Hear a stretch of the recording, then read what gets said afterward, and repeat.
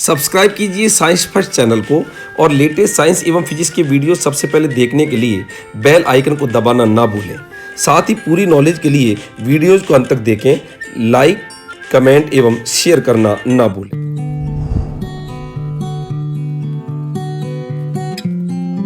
नमस्कार दोस्तों, स्वागत है आपका फिजिक्स के कैप्सूल अर्थात ज्ञान के कैप्सूल के अंदर। दोस्तों, कहते हैं कि न रुकी वक्त की गर्दिश न जमाना बदला, न रुकी वक्त की गर्दिश न जमाना बदला, पेड़ सूखा तो परिंदों ने अपना ठिकाना बदला। जी हाँ दोस्तों, इस दुनिया के अंदर इंसान भी दो तरह के होते हैं। एक ऐसे इंसान जो अपनी जिंदगी को एक ही रफ्तार और एक ही दिशा से जीते हैं, जिंदगी जैसे चल रही है उसी के अंदर वो संतुष्ट रहने के प्रयास करते हैं और जिंदगी को समय के अनुसार परिवर्तित करने की कोशिश नहीं करते हैं। सामान्यतः इस प्रकार के इंसान लक्ष्य को प्राप्त करने के अंदर सामान्यतः पीछे रह जाते हैं। दूसरे प्रकार के वो इंसान होते हैं जो वक्त के अनुसार अपनी रफ्तार को भी बदलते हैं और अपनी दिशा को भी बदलते हैं। इस प्रकार के जो इंसान होते हैं उनको हम कहते हैं कि ये इंसान तो त्वरित गति करता है, अर्थात त्वरित रफ्तार वाला इंसान नहीं। तो ठीक उसी प्रकार से कि जैसे एक समान रफ्तार से चलने वाले इंसान होते हैं और दूसरे प्रकार के इंसान त्वरित गति करने वाले इंसान होते हैं, ठीक उसी प्रकार से आज हम पढ़ेंगे कि वेग के आधार पर गति कितने प्रकार की होती है। तो इंसानों की तरह वेग के आधार पर गति भी दो प्रकार की होती है। एक ऐसी गति जो एक रफ्तार से एक ही दिशा से चलती है, ऐसी गति को अपन कहते हैं एक समान गति, उसको अपन कहते हैं एक समान गति। और दूसरी प्रकार की गति जो मैंने अभी आपको बताया था कि जो इंसान वक्त के अनुसार अपने रफ्तार को बदलते हैं, अपनी दिशा को बदलते हैं और ऐसे इंसान लक्ष्य को सामान्यतः हासिल करके रहते हैं, ऐसी इंसान त्वरित गति करने वाले इंसान कहलाते हैं। और ठीक उसी प्रकार से दूसरे प्रकार की जो गति होती है वो होती है एक समान त्वरित गति। तो जैसे इंसानों का वर्गीकरण अपन ने दो प्रकार से आपको समझा कि मैंने बताया, ठीक उसी प्रकार से गति भी कितने प्रकार की होती है? दो प्रकार की, एक समान गति और दूसरी होती है एक समान त्वरित गति। तो ये आखिरकार एक समान गति और एक समान त्वरित गति क्या होती है, दोनों में क्या फर्क है, क्या क्या इनकी परिभाषाएं हैं, एक समान गति की परिभाषाएं क्या क्या है, एक समान त्वरित गति की परिभाषा क्या है, इन गतियों को अपन न्यूमेरिकल अर्थात आंकिक प्रश्न में कैसे पहचानेंगे, क्या इनके सूत्र होते हैं, कैसे इनके ग्राफ होते हैं, इन सभी प्रश्नों का उत्तर आज हम इस वीडियो के माध्यम से देखने का प्रयास करेंगे। और आपको मैं एक चीज बताऊं, यांत्रिकी अर्थात मैकेनिक्स में अधिकतर जो क्वेश्चंस होते हैं, मैक्सिमम जो क्वेश्चंस होते हैं गति वाले पोर्शन में, वो इन दोनों पर बेस होते हैं, आश्रित होते हैं। इसलिए आप ढंग से इस टॉपिक को जो मैं पढ़ा रहा हूं उसको एक बार ढंग से समझें ताकि हमेशा के लिए आपका ये पूरी तरह से क्लियर हो जाए। तो सबसे पहले मैं ले रहा हूं यहां पर एक समान गति और उसके बाद में अपन पढ़ेंगे एक समान त्वरित गति। तो पहले प्रकार की जो वेग के आधार पर गति होती है एक समान गति, इसको हम कहते हैं uniform motion. Uniform motion, uniform का मतलब ही होता है एक समान। बच्चे से अपन स्कूल में कहते हैं यूनिफॉर्म पहन के आ, यूनिफॉर्म पहन के आ, इसका मतलब एक जैसा बढ़ के आ जा, जैसे और बच्चे बढ़ के आए हैं, पहन के आए हैं, वैसा ही तू भी पहन के आ ताकि सभी एक जैसे दिखाई दे। यूनिफॉर्म का मतलब ही एक समान होता है। अब एक समान गति की बात है, ऐसी गति जिसमें वेग समान होता है। वेग क्या होता है? समान। और वेग यदि समान है तो एक समान गति होगी। समान कहो, नियत कहो, अचर कहो, अचर का मतलब बदलता नहीं है, एक जैसा कहो, एक जैसा भी कह सकते हैं, निश्चित रहता है वेग, बदलता नहीं है, निश्चित कहो, अपरिवर्तित कहो, अपरिवर्तित, ये सब पर्याय है, आप कोई सा भी शब्द काम में ले सकते हैं। ऐसी गति एक समान गति कहलाती है। परिभाषा नंबर पहली, ऐसी गति जिसमें वेग समान हो, नियत हो, अचर रहता है वेग, वेग एक जैसा रहता है, वेग निश्चित है, वेग अपरिवर्तित है, अर्थात वेग नहीं बदल रहा, लिख रहा हूं स्पष्ट, वेग नहीं बदलता है, ऐसी गति कौन सी गति कहलाती है? एक समान गति। आगे जैसे मैंने इस वेग को छेड़ा, वेग को छेड़ते ही तो वेग कहता है मैं तो चाल प्लस दिशा, वेग वाला जो वीडियो था उसके अंदर मैंने बताया था वेग बराबर होता है चाल प्लस दिशा। तो चाल प्लस दिशा बराबर क्या कर दिया, समान। अर्थात समान दिशा में समान चाल से, इन दोनों को समान समान बोलते क्योंकि इस दोनों का जोड़ समान है। समान दिशा में समान चाल से होने वाली गति कौन सी गति, एक समान गति। आप उत्तर दिशा में जा रहे हो 40 किलोमीटर प्रति घंटे की, बिल्कुल उत्तर दिशा में, दिशा को नहीं बदल रही, तो दिशा आपने उत्तर और 40 किलोमीटर प्रति घंटा, अर्थात आपकी चाल भी समान है, चाल भी नहीं बदल रही, न तो दिशा बदल रही हो न चाल भी बदल रही हो, तो ऐसी गति कौन सी गति, एक समान गति। तीसरी परिभाषा, चाल को जैसे ही छेड़ा, चाल तो कहती है मेरे तो नीचे भी लटक रहा है और वो है समय, तो चाल होता है दूरी बटा समय प्लस दिशा बराबर क्या है, समान। तो तीसरी परिभाषा समान, अब तीनों को समान बोल दो क्योंकि तीनों बराबर समान बोल रहे हैं। तो समान दिशा में समान समय में समान दूरी यदि कोई भी पिंड वस्तु तय करती है तो कैसी गति होगी, एक समान गति। जैसे अपन उत्तर दिशा में जा रहे हैं 40 किलोमीटर प्रति घंटा, इसका मतलब अपनी दिशा भी समान है और हर घंटे में कितने चलेंगे अपन, 40 किलोमीटर, अगले घंटे में भी 40 किलोमीटर। तो समान दिशा में समान समय में समान दूरी तय करते हैं तो कौन सी गति, एक समान गति। और अंतिम और चौथी परिभाषा, यदि हम समान चाल से सरल रेखीय पथ पर चलते हैं, अब आपको पता है सरल रेखीय पथ की दिशा समान है और उस पर समान ही चाल से चल रहे हैं, तो दिशा भी समान और चाल भी समान, तो भी कैसी गति होगी, एक समान गति। तो चौथी परिभाषा लिख रहा हूं, सरल रेखीय पथ पर, अर्थात दिशा अपन ने समान कर दी, सरल रेखीय पथ पर समान चाल से होने वाली गति, समान चाल से होने वाली, समान चाल से होने वाली गति, ये भी बताओ कौन सी गति है, एक समान गति कहलाती है। तो एक समान गति की मैंने कुल मिला के आपको 4 परिभाषाएं बता दी, पहली, दूसरी, तीसरी और चौथी। एक बार के लिए मैं तेजी से इनको बोलूं, ऐसी गति जिसमें वेग समान होता है एक समान गति कहलाती है, परिभाषा नंबर 1। परिभाषा नंबर 2, ऐसी गति जिसमें निश्चित दिशा में समान दिशा में समान चाल से यदि कोई गति होती है एक समान गति कहलाती है। समान दिशा में समान चाल से होने वाली गति एक समान गति। परिभाषा नंबर 3, समान दिशा में समान समय में यदि कोई वस्तु समान दूरी तय करती है तो एक समान गति। और परिभाषा नंबर 4, सरल रेखीय पथ पर, मतलब दिशा समान, सरल रेखीय पथ पर समान चाल से होने वाली गति कौन सी गति कहलाती है, एक समान गति। पहला सवाल आता है परीक्षा के अंदर, निम्न में से एक समान गति को परिभाषित करने वाला कौन सा कथन है, तो ये सब कथन बिल्कुल सही है।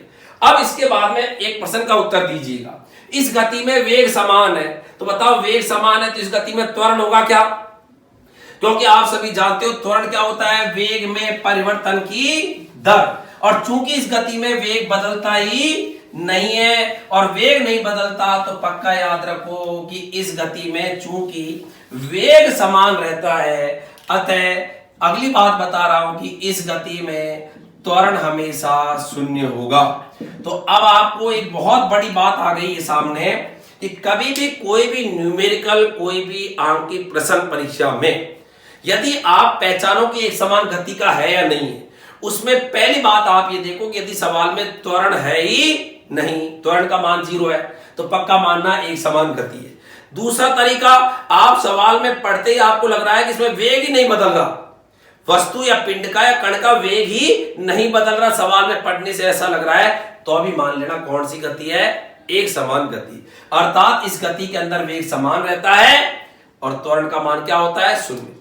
अब इस गति के न्यूमेरिकल्स को हल करने के लिए कौन से सूत्र काम में ले, चलो आपने पहचान लिया कि ये सवाल जो है एक समान गति का है, लेकिन उनमें आपको जो भी चीज पूछता है उनको हल करने के लिए सूत्र कौन से काम में ले, तो सूत्र भी आपको याद करने की जरूरत नहीं है। मैं आपको 2 ट्राइंगल बता रहा हूं, दोनों ट्राइंगल में एक समान गति के पूरे सूत्र आ जाते हैं। और ट्राइंगल जो बना दिया, तो ट्राइंगल में इधर तो मैंने लिख दिया दूरी, इधर मैंने लिख दिया चाल और इधर मैंने लिख दिया समय। इधर मैंने लिख दिया यहां पर विस्थापन, दूरी की जगह क्या लिख दिया, विस्थापन। चाल की जगह मैंने लिख दिया वेग और इधर क्या लिख दिया मैंने, समय। आपके कुल मिला के 6 सूत्र बन गए। आप कहोगे गुरु जी 6, 2 त्रिभुजों से 6 कैसे? अब देखो, आपने जैसे ही 2 ट्राइंगल बनाए, आपको जिसका सूत्र चाहिए उसी को आप दबा लो। आपको दूरी का सूत्र चाहिए तो दूरी बराबर चाल गुना समय, चाल का सूत्र चाहिए चाल बराबर दूरी बटा बटा, ये चाल बराबर दूरी बटा समय, और समय बराबर क्या होगा, दूरी बटे चाल। ऐसे ही आपको विस्थापन का सूत्र चाहिए तो विस्थापन जिसको चाहिए उसको दबाओ। हमेशा याद रखो जिसको आप चाहते हैं उसी को आप दबा लीजिए, अपने आप निकट जाएगा सूत्र।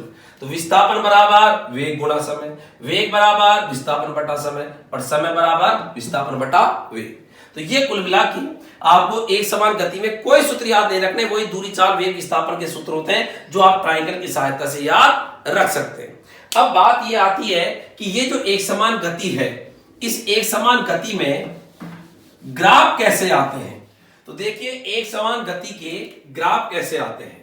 तो पहली बात अपन जानते हैं कि एक समान गति में वेग का मान समान रहता है, वेग नहीं बदलता है इसमें, और वेग नहीं बदलता तो पहला जो ग्राफ अपन खींच रहे हैं वो खींच रहे हैं वेग और समय में। और जरा बुद्धि लगाइए बच्चे लालो, वेग और समय में कैसा ग्राफ आएगा। देखो जीरो समय, जीरो समय का मतलब होता है जब भी कोई काम की शुरुआत करते हैं उसको ग्राफ में जीरो समय बोलते हैं। आज आपने सुबह 8 बजे पढ़ना शुरू किया, पढ़ाई करना शुरू किया, तो वो जो 8 बजे है ये आपका जीरो समय। तो जीरो समय मतलब स्टार्टिंग समय पर माना वाहन का जो वेग होगा 1 घंटे बाद में भी वही वेग होगा, 2 घंटे बाद में वही होगा, 3 घंटे बाद में वही होगा। तो बताओ वेग का ग्राफ समय के साथ कैसा है, क्षैतिज। अर्थात जो चीज बदलती नहीं है, नीचे वाली अक्ष के सापेक्ष जो चीज नहीं बदलती तो उसका ग्राफ हमेशा कैसे आता है, क्षैतिज रेखा। तो पहला जो ग्राफ आया एक समान गति में वो वेग का समय के साथ जो ग्राफ आया वो कैसी आई, एक क्षैतिज रेखा।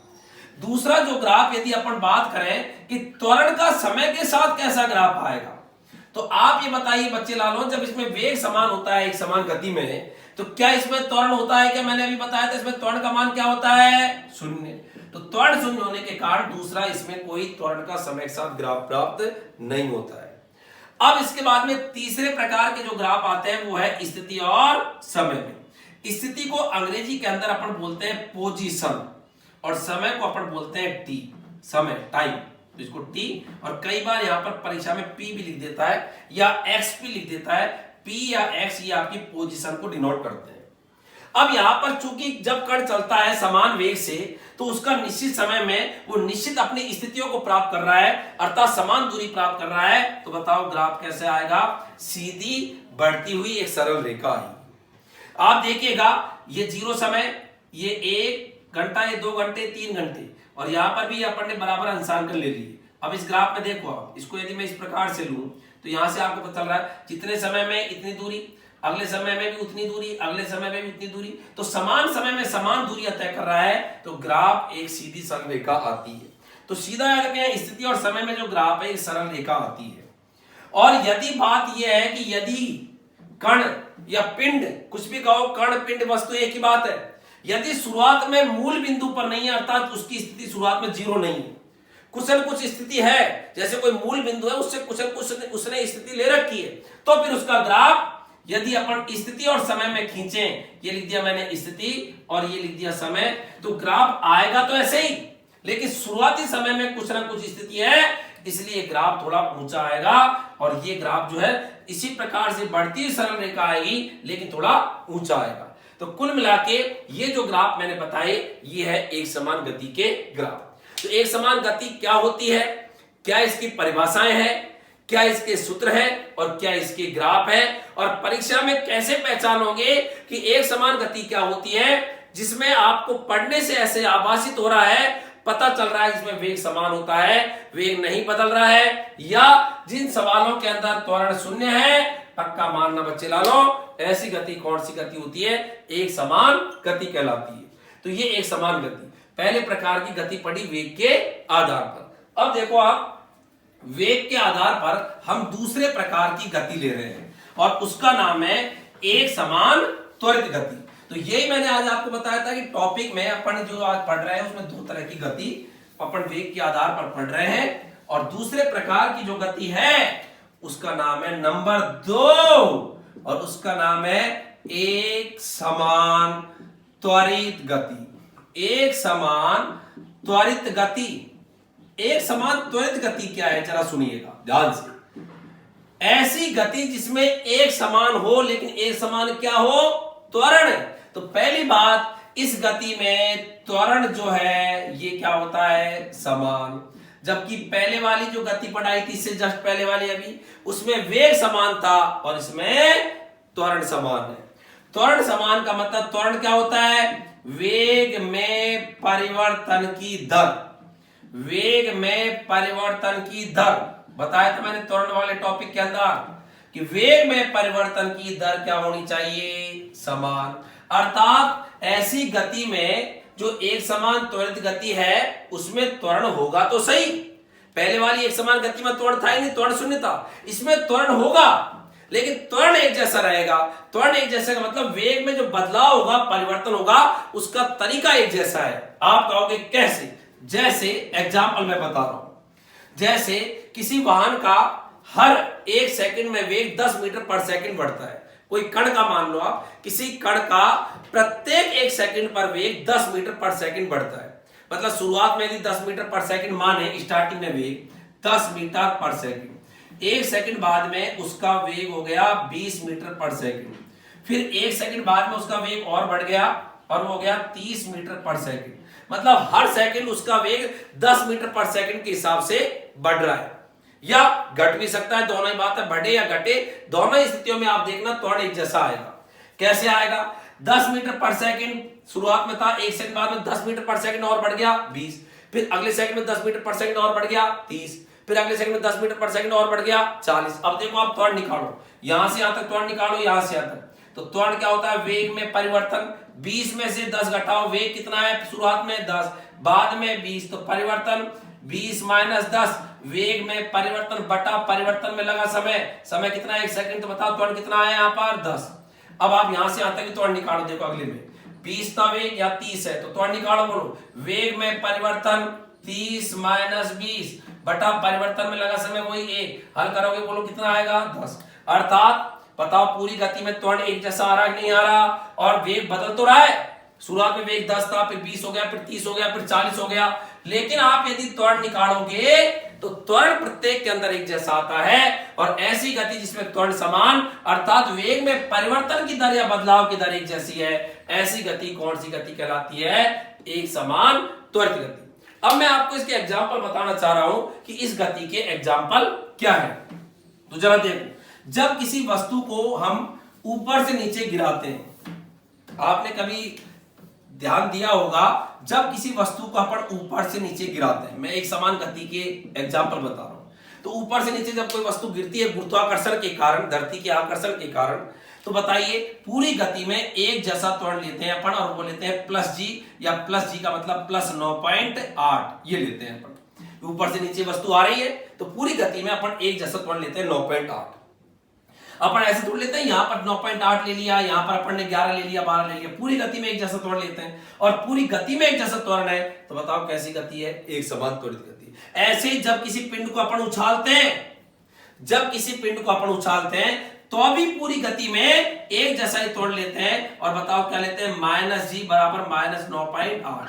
पूरी गति में बताओ 9.8 लेते हैं सब जगह। तो बताओ जब उछालते हैं तो भी गति कैसी है? एक समान त्वरित गति। ऊपर से नीचे आती है त्वरण धनात्मक होता है और नीचे से ऊपर जाती है वेग में कमी होती है, इसलिए त्वरण क्या होता है? ऋणात्मक। इसलिए अपन ने ऊपर से नीचे प्लस चिन्ह और नीचे से ऊपर किसका चिन्ह लगाया? माइनस का चिन्ह। तो याद रखना इसके उदाहरण क्या हुए? जब भी कोई वस्तु धरती के गुरुत्वाकर्षण के कारण स्वतंत्रता पूर्वक गिरती है, या किसी वस्तु को अपन उछालते हैं तो धरती के गुरुत्वाकर्षण के कारण थोड़ी देर बाद में रुक जाती है, तो गिरने वाली वस्तु या धरती से ऊपर उछलने वाली वस्तु, उनकी जो गति होती है वो गति किसका उदाहरण है? एक समान त्वरित गति का। अब बात यहां पर यह आती है कि जब अपन ने एक समान त्वरित गति को समझ लिया कि एक समान त्वरित गति में त्वरण समान होगा, वेग में परिवर्तन की दर क्या होगी? समान होगी। तो अब इस गति में आखिर कैसे ग्राफ आते हैं? तो इसके ग्राफ की बात करें। देखो ग्राफ नंबर पहला, ध्यान देना, पहला ग्राफ आएगा त्वरण और समय में। त्वरण और समय में यहां पर मैं ले लिया त्वरण और ये ले लिया समय। बताओ इस गति में त्वरण समान है और जस्ट मैंने बताया था दुनिया में जो चीज नीचे वाली अक्ष के सापेक्ष बदलती नहीं है उसका ग्राफ सीधा आता है। पहली वाली गति में वेग और समय में ग्राफ क्षैतिज रेखा आई थी और यहां पर त्वरण और समय के बीच में ग्राफ कैसी आएगी? क्षैतिज रेखा। जीरो समय पर जो त्वरण होगा, जीरो समय का मतलब स्टार्टिंग समय पर जो त्वरण होगा 1 सेकंड बाद में वही होगा, 2 सेकंड बाद में वही होगा, त्वरण वही रहेगा। तो यहां त्वरण और समय में ग्राफ कैसा आएगा, एक क्षैतिज रेखा। दूसरे प्रकार की जो बात आती है यहां पर, वो है वेग और समय में ग्राफ।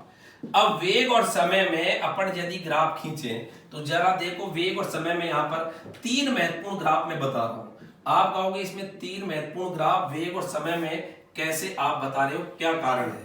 तो तीनों को ध्यान दिए, परीक्षा में कोई सा भी पूछा जा सकता है। जैसे मैं किसी वस्तु को गिरा रहा हूं, अब गिराने के 2 तरीके हैं। एक तो तरीका ये है कि मैं इसको वेग ही नहीं दूं, बस सिंपल ऐसे छोड़ दूं, सिंपल ऐसे छोड़ दिया।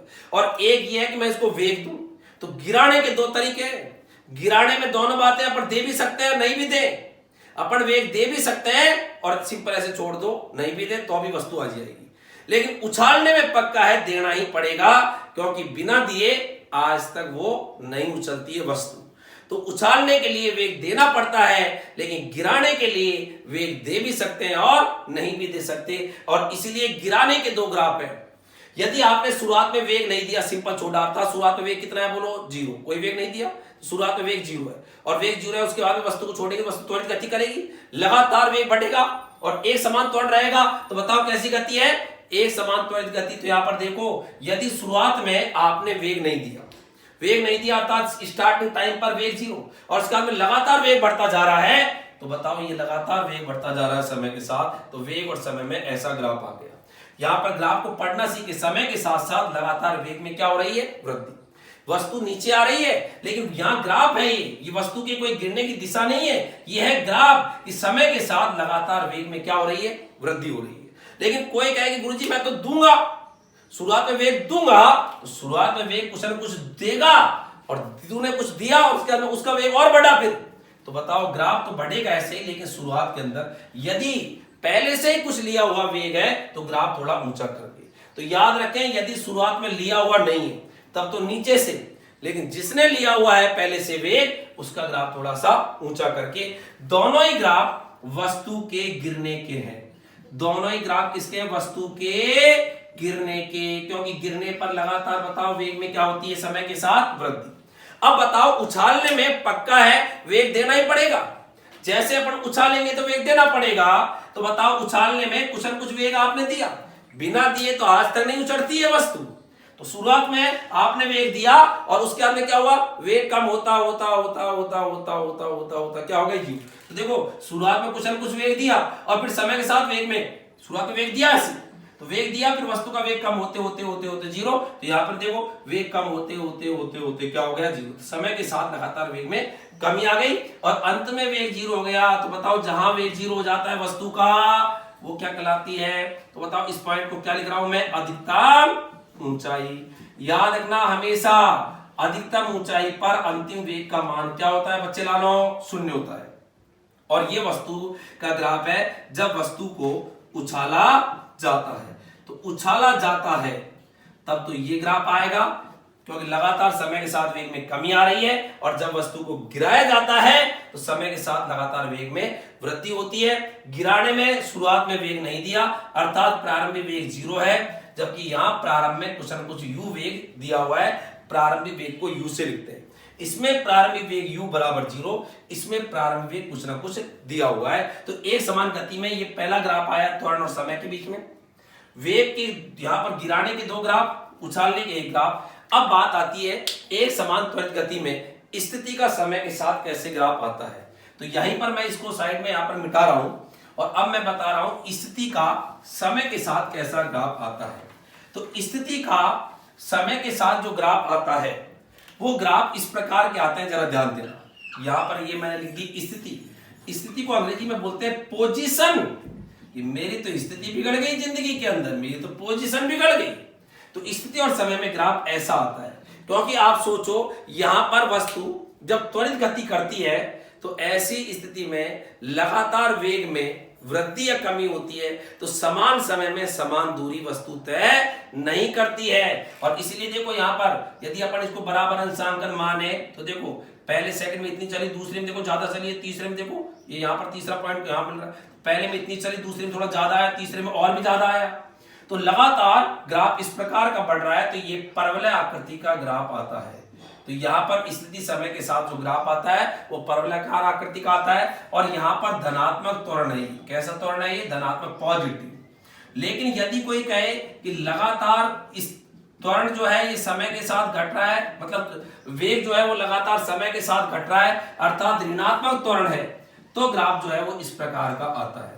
यहां पर दोनों ही ग्राफ देखिएगा, परवलय आकृति के, ये भी और ये भी। ये स्थिति और समय में ग्राफ तब है जब ग्राफ में त्वरण धनात्मक है, और ये स्थिति और समय में ग्राफ तब आएगा जब आपका त्वरण कैसा है? ऋणात्मक। ऋणात्मक त्वरण है तो हमेशा ग्राफ समय अक्ष की तरफ झुका हुआ है, ये यूं हो रहा है, यूं फांक बनी यूं। और बताओ धनात्मक त्वरण है तो स्थिति की तरफ झुका हुआ है, तो स्थिति और समय में ग्राफ परवलय आकृति के आते हैं। देखो पैराबोला ये, और ये भी पैराबोला।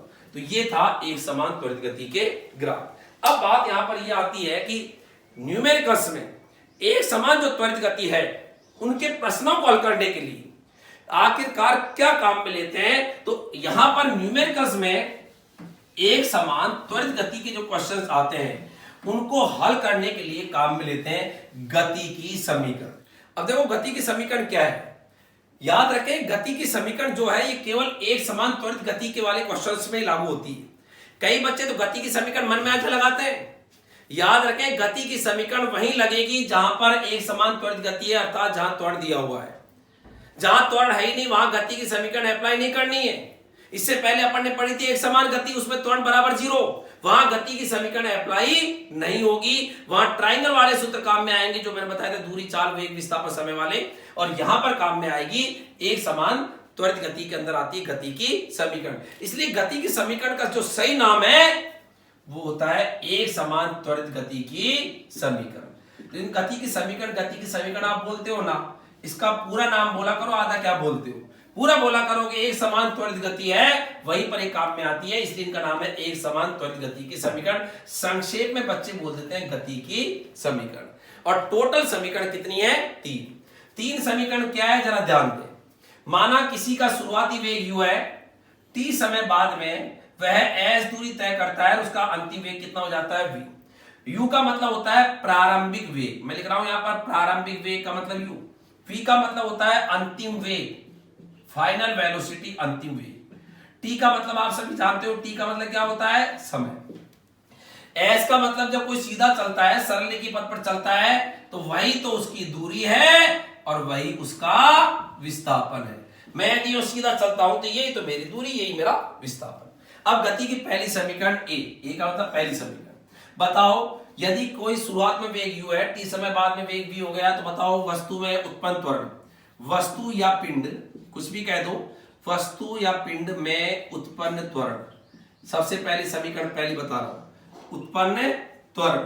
और त्वरण जो होता है a बराबर वेग में परिवर्तन। बताओ शुरुआत में वेग u था, बाद में v था, परिवर्तन क्या हुआ? v माइनस u बटा परिवर्तन में लगा समय। u से v वेग होने में कितना समय लगा? t। बस ये लो पहली समीकरण आ गई। बस गुणा कर लो, at बराबर v माइनस u, और v बराबर u इधर आ जाएगा, तो बोलो क्या हो जाएगा? ये at प्लस u बराबर v। इसको सीधा करके लिख दें तो v बराबर u प्लस at। ये कहलाती है गति की पहली समीकरण। v बराबर, इसको पहले लिख दिया, इसको बाद में लिख दिया, ये गति की पहली समीकरण कहलाती है। और बताओ इसमें त्वरण आया कि नहीं आएगा? गति की प्रत्येक समीकरण में त्वरण आएगा, इसलिए गति की समीकरण वहीं लागू होती है जहां पर त्वरण होता है, और एक समान त्वरित गति की समीकरण ही कहलाती है। तो ये गति की पहली समीकरण है। 2-2, 3-3 लाइन की समीकरण है सब। ये पहले देखो 3 लाइन के अंदर आ गई, त्वरण बराबर वेग में परिवर्तन बटा समय, बस गुणा कर दिया, ये आ गया, तो यहीं पर आ गया, वो तो इसको सीधा करके लिख दिया। अब आती है गति की दूसरी समीकरण। गति की दूसरी समीकरण क्या है जरा ध्यान दो। गति की दूसरी समीकरण बी, सेकंड समीकरण, तो वापस वही, वस्तु या पिंड द्वारा तय किया गया विस्थापन या दूरी, तय किया गया विस्थापन, तय किया गया विस्थापन ऑब्लिक दूरी। और बताओ विस्थापन या दूरी उसका सूत्र क्या होता है बोलो? और आप कहोगे गुरुजी वेग गुणा समय। भाई विस्थापन क्या होता है? वेग गुणा समय। अब वेग भी यहां पर कौन सा लेंगे? शुरुआत में u था, बाद में v था, तो वेग कौन सा लेंगे यहां पर? औसत वेग। तो वेग के आगे औ का मतलब औसत वेग। बताओ विस्थापन दूरी को किस में दर्शा रहे हैं अपन समीकरणों में, एस से। तो एक लाइन की समीकरण, दो लाइन में ये भी हो जाएगी, एस बराबर औसत वेग। औसत वेग क्या होता है, प्रारंभिक वेग प्लस अंतिम वेग बटा 2, वेग वाले में बताया तो औसत वेग का समय को किसे लिखते हैं, टी से। बस आप क्या करोगे, पहली समीकरण जो है उसका मान रख दो। बताओ पहली समीकरण क्या थी, मैं यहां लिख देता हूं एक बार पहली समीकरण। बोलो v बराबर क्या थी, u प्लस ए टी। तो v की जगह मैं क्या लिख रहा हूं, u प्लस ए टी बटे में क्या कर दिया मैंने 2, और ये ब्रैकेट बंद और गुणा t। बस आगे सॉल्व कर लो, ये आंसर आ गया गति दूसरे समीकरण का। t को इससे मल्टीप्लाई करेंगे ut प्लस, अच्छा इससे पहले देखो आप u और u को जोड़ लो पहले, u और u कितने हो गए 2u प्लस ए टी, गुणा क्या कर दिया t बटे में क्या कर दिया ये 2। अब बताओ अगली लाइन में क्या करेंगे, यहां पर अगली लाइन में पहले t को मल्टीप्लाई कर लो, मल्टीप्लाई करोगे तो 2ut प्लस, ये कर दिया 2ut, इसको इससे करेंगे तो बोलो क्या हो जाएगा ए टी स्क्वायर बटे में 2, और इसका बताओ भाग देंगे तो s बराबर 2 का इसमें भाग दो क्या है बोलो ut प्लस, तो और ये हो जाएगा इसमें भाग जाएगा तो ये क्या होगा 1/2 ए टी स्क्वायर, और ये आपकी कहलाती है गति की समीकरण नंबर 2। तो ये आपकी सेकंड इक्वेशन कहलाती है। तो गति की अपन ने पहली इक्वेशन निकाल ली, दूसरी निकाली, दूसरी कैसे निकाली, विस्थापन दूरी बराबर वेग गुणा समय। वेग होता है प्रारंभिक वेग प्लस अंतिम वेग बटा 2 औसत वेग गुणा समय, और v का मान पहली समीकरण से दिया u plus A T, u और u कितने हो गए 2u प्लस ए टी बटे 2 गुणा t, और यहाँ पर अपन ने t को मल्टीप्लाई कर दिया तो 2ut plus A T square बटे 2, 2 का 2 इससे कट गया ut, और इसमें भाग चला गया 1/2। ये आपकी दूसरा समीकरण। बताओ यहाँ पे भी त्वरण आया नहीं आया, गति की तीनों समीकरणों में त्वरण आया।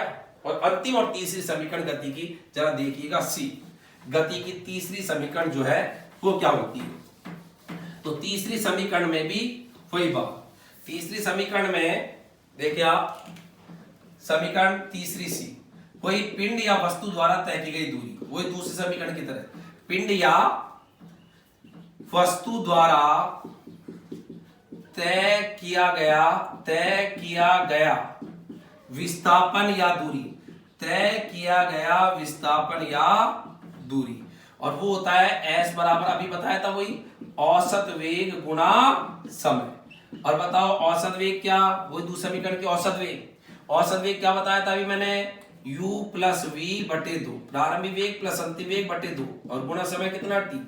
अपन को अब क्या करना है, t का मान पहली समीकरण से निकाल के रखना है। अब बताओ पहली समीकरण से t का मान क्या होगा, तो बताओ पहले यहां पर at बराबर क्या हो जाएगा बोलो v माइनस यू, और t बराबर क्या हो जाएगा v माइनस यू बटा a। बस ये मान उठा के यहां रख दो तो ये हो जाएगा u प्लस v बटे 2, और t का मान बोलो क्या है v माइनस यू बटे a। ये अपन ने t का मान रख दिया, ये वाला t का मान रख दिया। इसको मैं यहां भी लिख सकता हूं, इसको सीधा कर दो चाहे v प्लस यू बटे 2, ये हो गया v माइनस यू बटा a, और ये हो गया s बराबर v plus you v minus you a plus b a minus b, ये हो जाएगा a square minus b square बटे में ये हो गया 2a। और अब बताओ बजगुणा करेंगे, दिस इंप्लाइज, इसी के आगे कर रहा हूं मैं, जैसे बजगुणा करेंगे बोलो क्या हो जाएगा ये 2as बराबर v square minus u square, और एक तरफ लाएंगे तो बताओ आंसर आ गया गति की समीकरण का v स्क्वायर बराबर u इधर आ गया तो बोलो क्या हुआ u स्क्वायर प्लस 2al। ये आपकी गति की समीकरण नंबर कौन सी कहलाती है, तीसरी। और देखो इस तीसरे में भी क्या आ रहा है त्वरण। तो कैसे करी तीसरी समीकरण, देखो आप वही तय की गई दूरी दूसरी समीकरण की तरह औसत वेग गुणा समय, औसत वेग प्रारंभिक वेग प्लस अंतिम वेग बटा 2 गुणा समय। और यहाँ पर अपन ने समय को किससे निकाला, पहली समीकरण से। कैसे निकाला, v बराबर u प्लस ए टी, तो ए टी बराबर v माइनस यू और t बराबर v माइनस यू बटा a, इसका मान यहाँ रख दिया t का।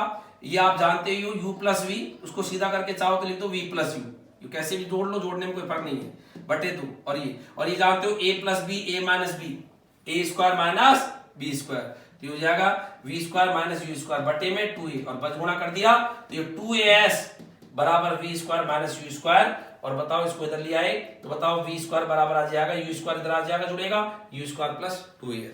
तो ये थी गति की समीकरण। तो याद रखें ये जो गति की समीकरण काम में आती है, ये काम में आती है एक समान त्वरित गति की समीकरण। तो थोड़ा सा बड़ा टॉपिक था ये, एक था एक समान गति और एक था एक समान त्वरित गति।